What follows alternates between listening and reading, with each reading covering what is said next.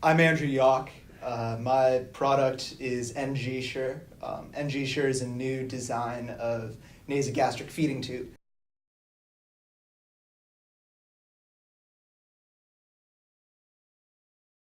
A nasogastric feeding tube is the most common way that a doctor gets access to the stomach in a hospital. And it's a very commonly used device. Up to a quarter of all pediatric patients end up getting these kinds of tubes placed.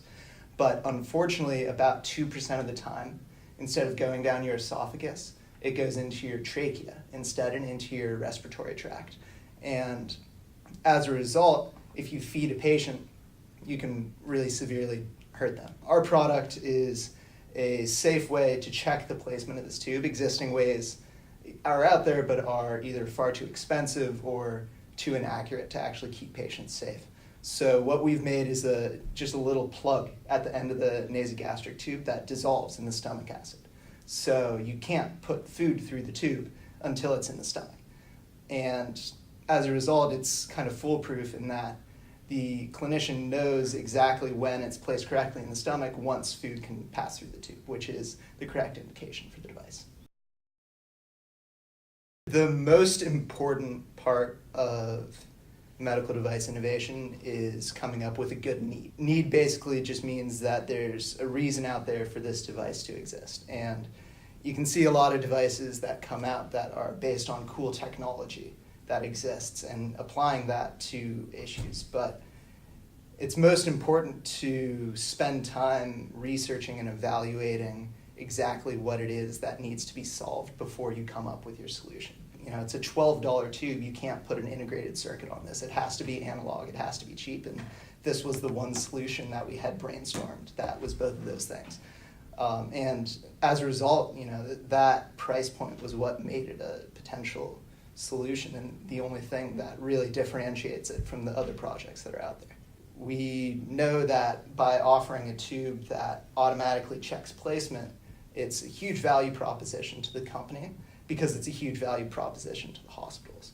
It's a device that can save hospitals a lot of money, and as a result, the manufacturers are going to be able to sell a lot more of these tubes, and it's a huge market. The hardest part for me, I ended up leading the team last year as a freshman. I was younger than everyone else, and you know, it's hard to put your foot down in that scenario. The thing that's made our team the most successful primarily is that every one of the people is doing it as an extracurricular, and everyone is there spending the time because they care about it. And you know, even at this point, we've put it in the patent. If anyone was here for the resume, you know, they would have signed off by now. But we're all really excited to potentially get something out there that could help patients, and we're helping each other learn along the way. You know, we're on a level playing field with each other, and you know, as the boss man, I try and do as much of the little menial tasks as possible around, just because it really is about making it a team effort and putting in everything you can, because you have a certain amount of resources and only a certain amount of time, and someone's going to come up with the device before you otherwise. But you know, it's tough to hit that balance of, you know, making friends and being productive, and how much to lay down the law. And you know, then there's the whole layer of intellectual property. People don't think about how they're going to split up their intellectual property until they're done with the project, and that can lead to a lot of drama. So it's really important to know your team well. It's really important to choose people you can work well with, and choose people who are passionate about the project and who are going to stick with it. The biggest specific skill that I gained was in patent search. It's really important to make sure that you have what's called freedom to operate, which, you know, is somewhat based on predicate devices, and you know, how close to existing solutions is your device. And that's half of what it takes to get a patent. The other half is patentability, which is a whole nother deal. But the patent search is something that you can spend hundreds of thousands of dollars paying an attorney to do. But if you're really methodical about it and, you know, spend time going through in a specific pattern, you can get some amount of that work done yourself. And it's one of the best ways to validate that and de-risk your project in the future, is validating that you have potential for patentability or freedom to operate. And we were able to determine that a month into the project, even before we had come up with our solution, because we saw that there weren't similar solutions out there.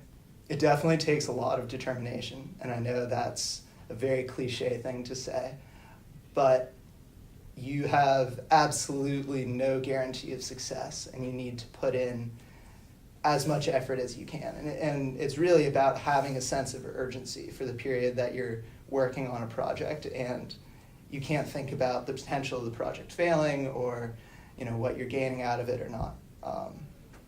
The philanthropic implications of creating a massively successful medical device are huge.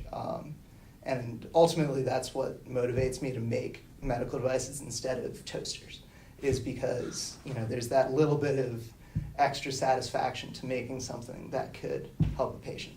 I realized what it meant to be empathetic to patients. And having that really deep personal connection made me want to go back and work on that thing so much harder. And that was really where I saw the conditioning, I guess. That's where I fell in love. Immediate next steps for us, we just got our provisional patent, which means that we have a year until we need to file a utility patent. But a utility patent costs hundreds of thousands of dollars. So between now and then, we need to do some finagling to figure out how we're going to get there. Most likely what that's going to look like is getting acquired before that utility patent by one of the big nasogastric tube manufacturers. There are 3 or 4 in the US who have a big market share. But in order to get there, we need to validate our product in a couple different ways. But we're kind of doing it in the garage version right now. So once we build up a little bit of capital, we can invest into that, build up our research so we can get some solid numbers on that. Once we have materials research solidly and we know exactly what pH and how quickly it dissolves at, then we can go into animal studies.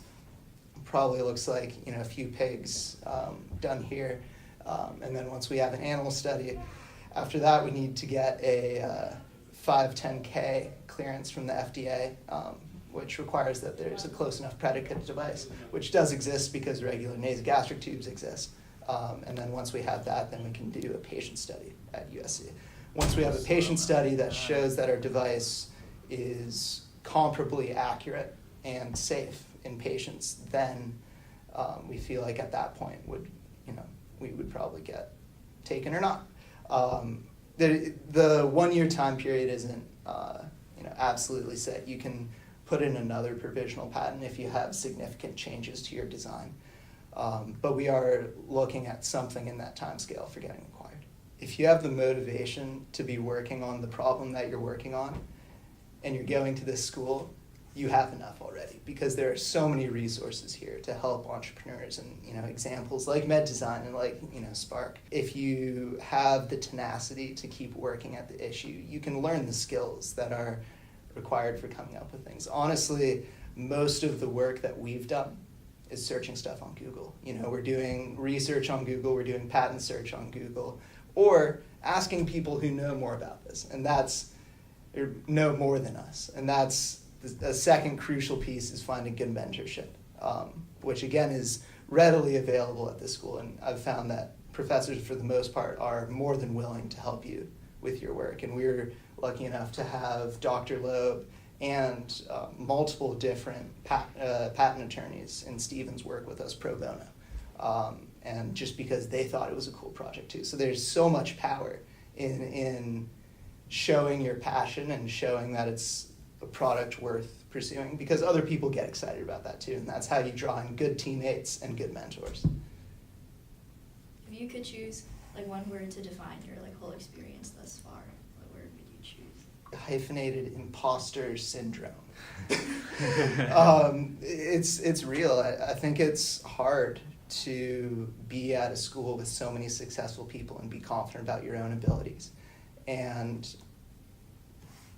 if you only look to other people to get a gauge of how you're doing, other people are going to be presenting the best of themselves as well. And it's the same issue on social media. So you have to be confident that you're doing okay, and you can get cool stuff done if you allow yourself to chill out a little bit.